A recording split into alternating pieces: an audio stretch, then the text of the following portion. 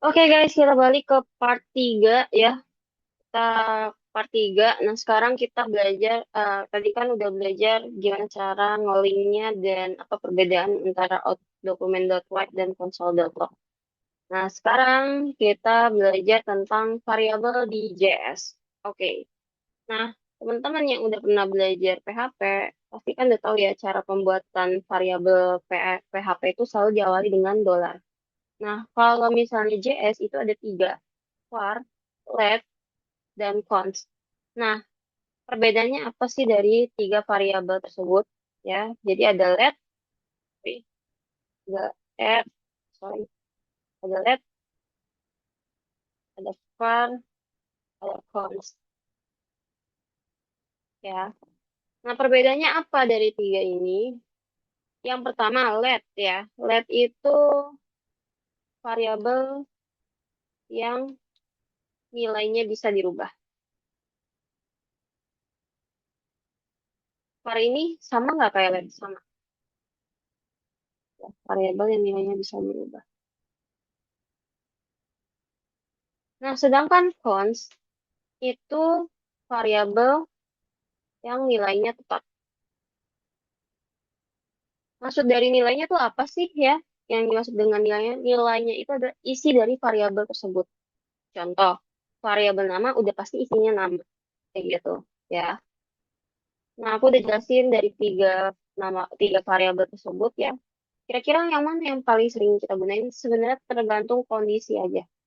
Bisa pakai const, var, let. Cuman biasanya saya sih belum tahu ke depannya.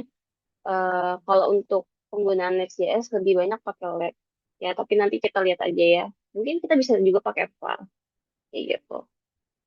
So, kita mulai, kita masing-masing. Nah, saya contohin satu dulu, LED ya. Maksudnya apa sih kok nilainya bisa dirubah gitu. Nah, kita buat LED, terus kita buat variabel nama, ya. Sama dengan, misalnya nama saya Suci, titik koma, enter. Nah, kita panggil si variabel namanya dengan dokumen.write aja.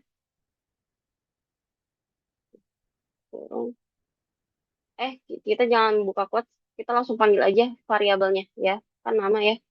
Kita panggil di sini nama. Ingat, penamaan besar huruf kecilnya itu mempengaruhi ya. Kalau misalnya variabelnya pakai huruf kecil, berarti pemanggilannya juga pakai huruf kecil. Gitu. Nah, sekarang kita reload di browser. Nah, udah pasti yang keluar adalah suci. Nah, ini kan nilai dari si variabel nama ya. Ini nilai pertamanya. Nah, ini maksud dengan let itu bisa berubah ya nilainya seperti ini. Kita enter, kita tap sedikit. Nah, kita pakai variabel nama lagi ya, sama dengan nah, sekarang kita ganti misalnya Adele gitu ya. Kira-kira menurut kalian yang mana yang akan keluar ya? Apakah Suci atau Adele? Nah, tadi yang saya bilang kalau let itu bisa berubah, berarti yang keluar akan berubah ke nilai yang baru, yaitu Adele. Ya, sekarang kita cek lagi, kita reload di browser, otomatis Adele yang keluar. Nah, itu yang disebut dengan perubahan nilai dari variabel. Seperti itu. Jadi kalau untuk web, boleh tuh ya. Nah, sekarang coba kita ganti jadi var. Ya, kita ganti jadi var. Nah, ini juga sama ya.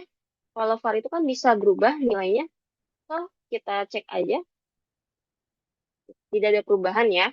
Tidak ada perubahan. Artinya berhasil tuh. Tapi kalau kita ganti cons, ya, kira-kira apa yang terjadi? Nah, kalau kita rubah nilainya ya,